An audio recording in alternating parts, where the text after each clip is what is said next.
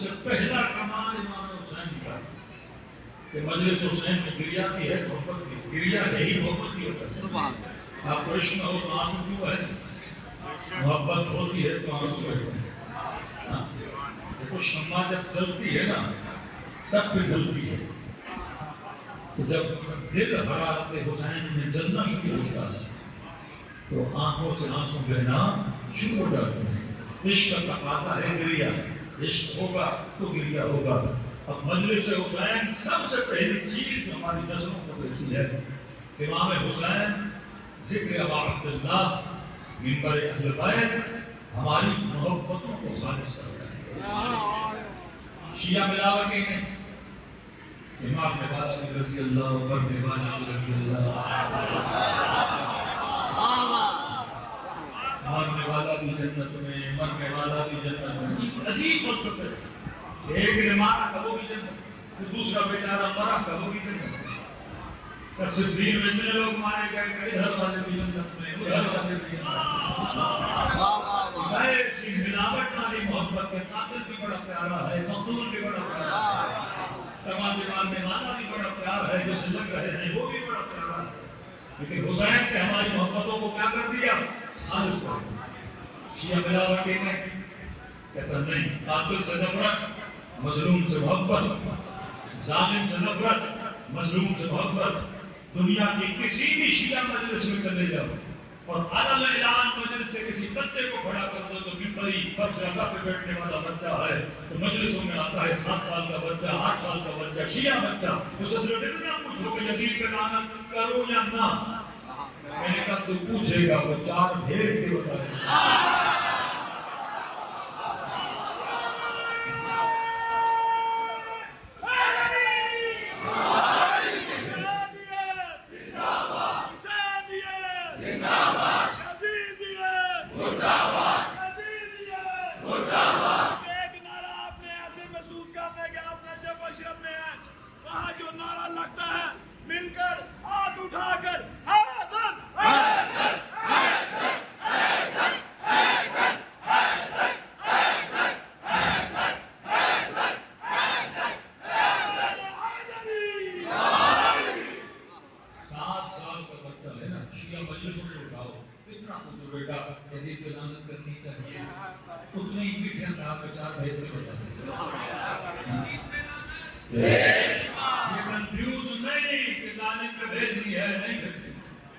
لیکن ساری کتابیں پڑھنے کے بعد ان کا مفتی فیصل خان نے مفتی کا گلا پھاڑ پھاڑ کر اپنے کرتے اینکر صاحب نے کہا یزید نے ظلم کیا تو بڑا ظلم کیا، امام حسین نے ظلم کیا تو بڑا ظلم کیا، آل رسول پہ ظلم کیا تو بڑا ظلم کیا، کہ مفتی صاحب کو لعنت بھیجوں؟ نہیں یہ شیعوں کا کام ہے، حق لعنت نہیں۔ میں نے کہا تو بھیج بھی نہیں سکتا کیونکہ تجھے حسین ملا تو نہیں ہے۔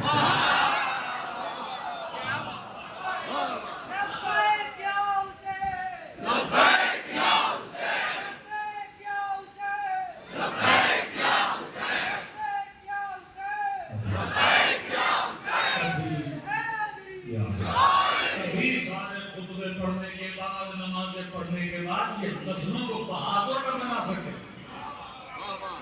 آج یزیدیت کے مقابلے میں اگر کوئی قوم سینہ تان کے کھڑی ہے وہ کون ہے؟ علی کی چاہنے والی ہے، اپنی تاریخ نہیں دنیا کو بتا ہے۔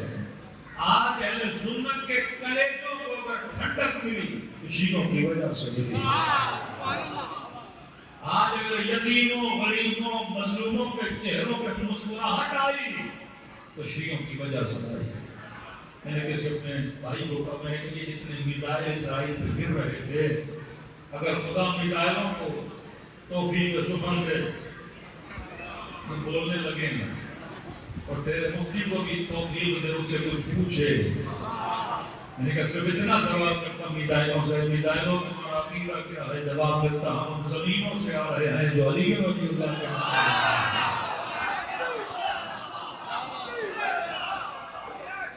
یمن کا شیعہ ہو، عراق کا شیعہ ہو، لبنان کا شیعہ ہو، ایران کا شیعہ ہو، وہ شیعہ ہی کیوں آگے ہیں؟ کیونکہ انہوں نے فرش ادا پہ درس سیکھا ہے۔ دوسری طرف وہ جھنڈے کے نام کے کالا رنگ لگا کے لا الہ الا اللہ بول کے بڑی بڑی بھڑکیں مارنے والے ہیں۔ آج ہے ضرورت تو لڑو نا اسرائیل سے. آج اسی امریکہ کی گود میں بیٹھ کر اپنی حکومتیں بتا رہے ہیں. آج اسی ٹرمپ سے میٹنگیں کر کے حکومتیں بتا رہے ہیں. ان کی چھٹیاں صرف شیعہ ڈلوں پہ چلتی ہیں. لیکن دشمن اسلام کے خلاف نہ ان کی گولی چلتی ہے، نہ ان کی چھری چلتی ہے، نہ ان کی زبان چلتی ہے. تو یہ فرش ایسا تھا جس نے ہماری محبتوں کو کیا کر دیا؟ خالص کر دیا. لاکھ شیعوں کو کروڑوں دیے جاتے ہیں اور بولا جائے گا میرے شام سے محبت کر. ہم کہیں گے محبت تو جناب نہیں کرتی. تکلفاً احتیاطاً ممبر سے اعلان خلاف بات نہ کرنا اور ہے، لیکن ہمارے دلوں میں کسی کی محبت کو ڈالنا اور ہے. دشمنان اہل بیت پر لعنت. سوال ہے کہ محبت ہو کیسے؟ کیونکہ فرش قضا نے آپ کی فطرت کو پاک کر دیا. جس کی فطرت پاک ہو وہ بندہ کبھی بیاضت کی طرف نہیں جاتا. فطرت پاک ہے. ایک سمائی پسند آدمی ہے کچرے کی طرف نہیں جائے گا. فطرت کی پاکیزگی کا کیا مطلب ہے؟ فرش قضا نے ہمیں یہ سکھایا کہ محبت مجھ سے کرو تو لاحق محبت ہے. نفرت بھی اسے کرنا جو جانے لے نفرت ہے. اب جب فرش قضا میں آیا اس کی فطرت پیدا ہوئی کیونکہ ہم نے تعصب سے علی کو مانا ہے نہ دولت کو مانا ہے. ہم نے فطرت کی بیداری کی وجہ سے امیر المومنین کو مانا ہے. میں اکثر کہتا ہوں اگر کسی کو عاشق اہل بیت بننا ہے اس کے دو طریقے ہیں. پہلا طریقہ یہ ہے کہ دشمن اہل بیت کا نام لے کر ان کی برائیاں کرو. اس سے کیا ہوگا؟ چار لوگ اس کو مانتے ہیں جھگڑا ہو جائے گا. دوسرا ایک اور طریقہ وہ یہ ہے کہ شخص اور شخصیت کو الگ کرو. مثال کے طور پہ ایک نام ہے علی ابن ابی طالب. بڑا شخص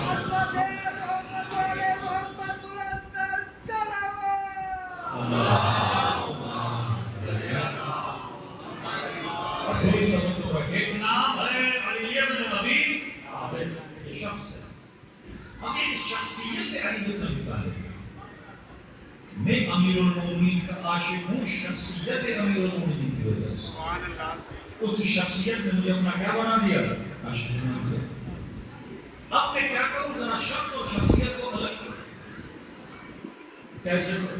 علی بن ابی طالب ہے، یہاں سے بات ہے علی بن ابی طالب. مثلا لکھو سخی، لکھو بہادر، لکھو میدان کو چھوڑنے والا، لکھو ٹوٹی ہوئی تلوار سے لڑنے والا. نام نہیں بتاؤ، خالی صفت لکھو. اور مجمع میں ہندو کو بٹھاؤ، مسلم کو بٹھاؤ، وہابی کو بٹھاؤ، جس انسان کو لانا ہے تو بٹھاؤ اور اسے کہو کہ جناب یہ نام ہے، یہ ہے سخی، یہ ہے کنجوس. تمہیں کون اچھا لگتا ہے؟ نام نہیں بتاؤ جناب یہ سخی ہے، یہ کنجوس ہے. کس سے عشق کرو گے؟ کسی بھی قوم کا بندہ لا کے بٹھاؤ. موڑ پہ دو نام، ایک سخی اور کنجوس، کس کے عاشق بنو گے؟ پورا مجمع کہے گا سخی. بولو ایک ہے بہادر ڈٹ کے لڑنے والا، دوسرا ہے میدان کو پیٹ کے جا کے بھاگنے والا.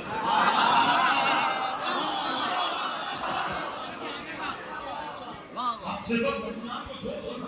صفت کیا کہنا، ہم کیا کریں گے جناب؟ ورنہ نام میں تو اس ملک کا وزیر اعظم بھی شریک. نام میں کیا کرتا ہے؟ ہم کام کو دیکھتے ہیں، ہم نام کو نہیں دیکھتے. کسی کا نام بہادر ہو اور ہے لیکن میدان میں بہادری سے لڑنا اور ہے. کسی کا لقب صدیق ہو یا اور ہے لیکن سچ میں سچا ہونا اور ہے. یہاں لقب نہیں، یہاں عمل پر ہے. میرے سے بات رکھو بہادر، میدان پہ ڈٹ کے لڑنے والا، میدان کو چھوڑ کے جانے والا. کوئی کسی بھی مکتب کا بندہ ہو، نام نہیں رہا، نام ڈال دے تو جھگڑا ہوتا ہے. ہم سے بات کرتے ہیں صغیر کنجوس، بدصورت یا خوبصورت، دیکھا خوبصورت، بھاگنے والا یا ڈٹ کے لڑنے والا، لڑنے والا، سکون سے بستر پہ سونے والا یا چھپ کے رونے والا.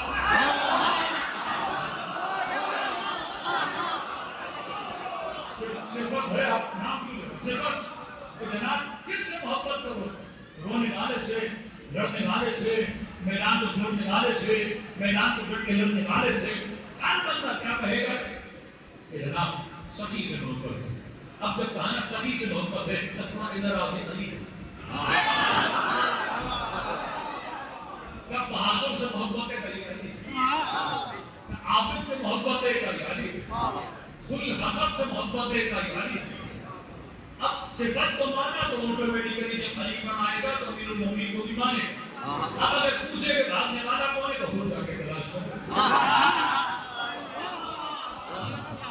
ہم صرف صفت بتانے والے ہیں. تلاش کرنا کس کا کام ہے؟ تمہارا کام ہے. تو فطرت عاشق کمال ہے. اگر ہم عاشق علی ہیں کیونکہ علی کا کمال ہے. فطرت عاشق کمال ہے. فطرت گندگی کو پسند نہیں کرتی. فطرت طہارت کو پسند کرتی ہے. ہر انسان کی فطرت رکھا. دیکھیے آپ کے ایگزام میں نمبر کم آ گئے, کسی نے 10,000 کو جگاڑ کرتے ہیں. آپ ہو تو فیل لیکن پاس کر پائیں گے. آپ 10,000 دے کر بھی پاس ہونا چاہتے ہیں. آپ کو پتا ہے فیل ہوں لیکن فیلئر کا لقب کسی کو اچھا نہیں لگتا. ہر انسان کو اچھا لقب چاہیے.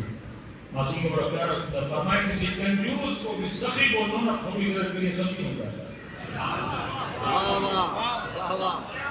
جیسے تعلیم میں کئی جگہوں پہ امیر المومنین مان لیتے تھے کہ سچ امیر المومنین. انسان کو اچھا لقب کیا لگتا ہے؟ اچھا لگتا ہے. کسی نے کہا پورے پاکستان کی تاریخ میں جب سے کہا ہے جتنے بھی خطیب آئے ہیں ان میں سے ایک بھی علامہ نہیں. پوری پاکستان کی ہسٹری میں جب سے پاکستان بنا ہے ابھی تک جتنے ممبر پہ آ رہے ہیں ان میں سے ایک بھی علامہ نہیں. لیکن ہمیں علامہ بولنا جاتا ہے ہم خوش ہو رہے ہوتے ہیں. ہمیں پتا کہ علامہ نہیں ہے. خمینی صاحب نے اتنا بڑا انقلاب لایا لیکن آج تک اس کی قوم میں اس کو علامہ نہیں ہے. آج اللہ بہجت کو کسی کا علامہ نہیں ہوتا. آج اللہ سیستانی کو کسی کا علامہ نہیں ہوتا. لیکن ہمارے اچھیوانی لوگ جنا کیب لوگ 2 بجے سے یاد کرو. اب آپ کے سامنے خطیب کے تحت حجت الاسلام, حالانکہ ہم میں سے کوئی اسلام کی حجت ہے یہاں پر سے کوئی علامہ ہے. لیکن جب ہمیں بولا جاتا ہے اندر میں بندہ خوش ہو پتا کہ ایک علامہ نہیں. علامہ غور, علامہ مجلسی,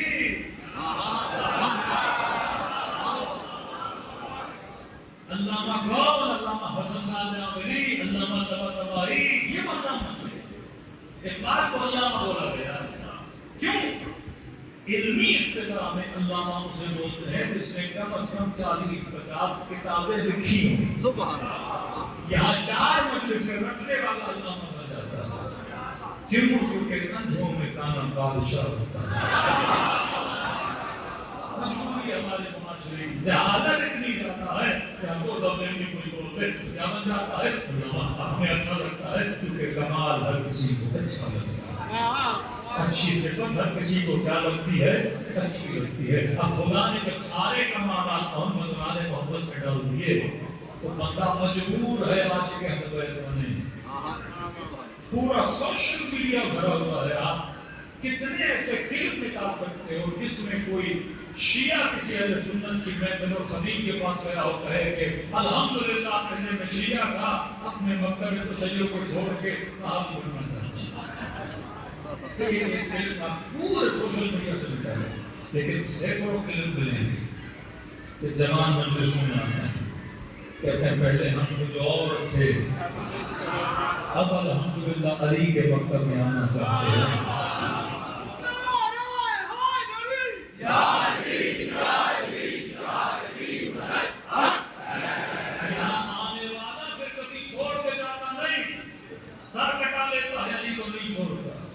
بچے شہید ہو جائیں علی کو نہیں چھوڑتا. مال لٹا دیتا ہے علی کو نہیں چھوڑتا. کیوں نہیں چھوڑتا؟ کیونکہ اس نے علی کو عقل سے مانا تھا, نقل سے نہیں مانا تھا. عقل والے کے پاس کانفیڈنس ہوتا ہے. آپ پڑھ کے امتحان میں پاس ہوا تو کانفیڈنس ہے ٹیچر جب بھی آئے گا جو بھی پوچھے گا مجھے آتا ہے. لیکن جس نے پیسے لے کے ڈگریاں خریدی ہوں اس کو 24 گھنٹہ رہتا ہے کوئی پوچھ کرے سوال. تو جناب کامرس کی بیچلر کی ہے تو ذرا کامرس کے 4 میتھس کے ہمیں فارمولے تو سنا دو. تو پھر کہنا پڑے گا اسکول میں باہر پڑھا تھا. اندر تو میں کبھی جائی نہیں، مجھے کیا پتا رسول کیا ہوتا ہے. اور فرماتے شیعہ نحن ابناء دلیل، کیونکہ تو دلیل والا ہے، تجھ سے کوئی دلیل نہیں چھڑوا سکتا. لیکن ہم نے ان کے بڑے بڑے چھڑوا دیے کیونکہ وہاں دلیل نہیں تھی. مشہور ہے تاریخ حنیف قریشی صاحب، اللہ اس علماء کو پڑھائے جو فضائل حضرت پڑھتے ہیں، ٹی وی پہ بیٹھے تھے، تو کہاں کی بات ہے نا، تو اینکر نے پوچھا، یہ اینکر بھی بات بڑے تیز کر کے لگ جاتے ہیں، کہا کہ نبی کے صحابیوں میں سب سے بڑا عالم کون ہے؟ تاریخ حنیف قریشی نے کہا کہ علی. کہ سب سے بڑا زاہد کون ہے؟ علی. کہ سب سے بڑا بہادر کون ہے؟ علی. کہ حسب میں نسب میں علی. آگے وہ خود بول اٹھا کہ علی کو بول جن کے بچے حسن و حسین جنت کے جوانوں کے سردار، جن کی زوجہ سیدۃ النساء العالمین، ہم سب سے پہلے ایمان لانے والے. علی تو وہ جن کے چہروں نے کبھی بتوں کو سجدہ نہیں کیا. علی تو وہ جس کے چہرے کو دیکھنا عبادت. علی تو وہ جو مومن اور مسلم اور منافق کی پہچان کرنے کا نام. اب پڑھتا گیا آخر میں ان کرنے کا یہ بتائیے چاروں میں افضل کون ہے؟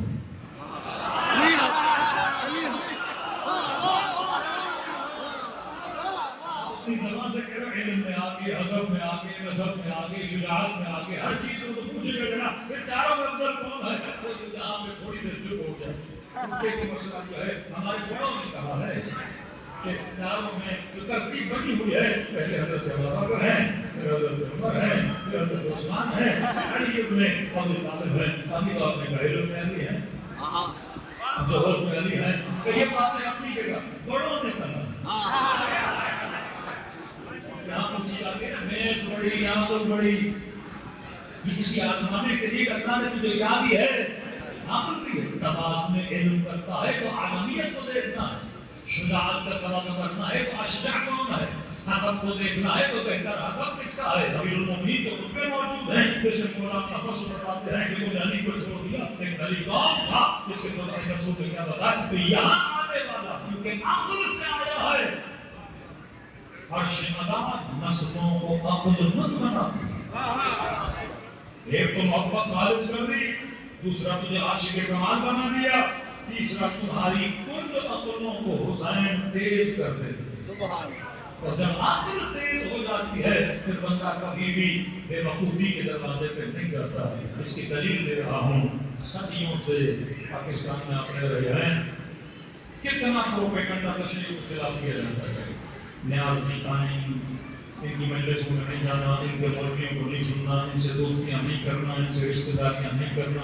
بعد میں وقتوں میں اتنا بولتے علم کے نیچے سے نہیں گزرتا، اپنا بیوی حرام ہو جائے گی. بندے کو بیوی پیاری ہے، کیا کرے گا؟ بہانہ کیا تھا؟ کیوں کہ اگر شیعہ کے گھر کے ساتھ گھر ہوگا تو غلط ہوگا. تو کہا کہ علم کے نیچے سے نہیں گزرو، مطلب ایسی بستیوں میں نہیں رہو جہاں شیعہ ہے. لیکن شیعہ تو تیز تھا، اس نے اور اونچے علم بنانا شروع کیا. تو علم چھوٹے ہوتے تھے، پھر اتنے فیٹ کے لمبے لمبے علم کہ بھائی بچ کے جاؤ گے تو علم کے سارے سے کہاں جاؤ گے.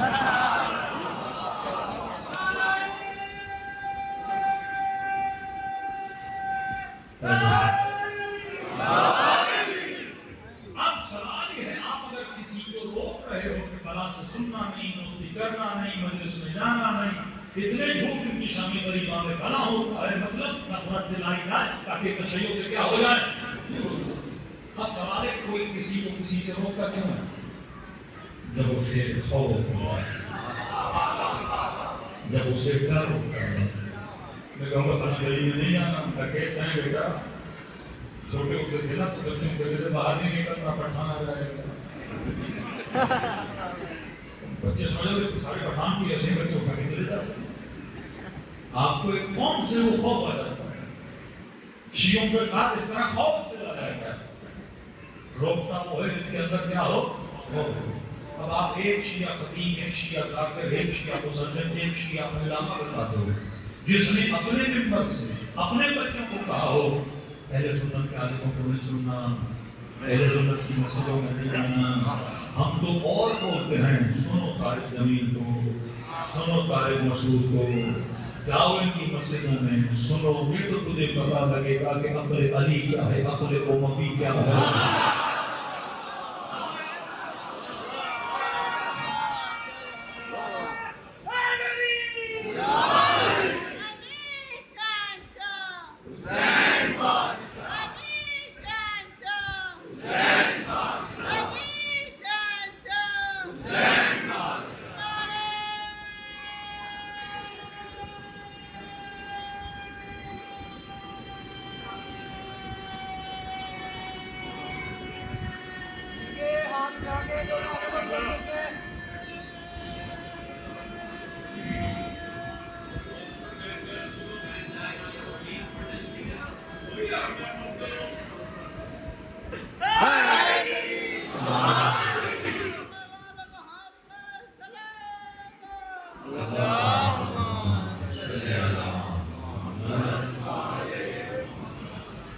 جذبہ ہوتا ہے بعض لوگ یہ جذبہ ہے، بعض لوگ شعر پڑھتے ہیں، نعرے مارتے ہیں، لیکن مجھے نہیں پتا یہ لمبا نعرہ بنایا کچھ آج تک مجھے سمجھ نہیں ہے۔ مکتب اگر مکتب عقل ہے تو چیزیں کیا ہونی چاہیے؟ عاقلانہ ہونا چاہیے۔ مجھے مسئلہ نہیں سمجھے لمبے دورے کی مسئلہ ہے کیا ہے، کبھی جواب ملے تو آپ بھی مجھے بتا دیجیے گا۔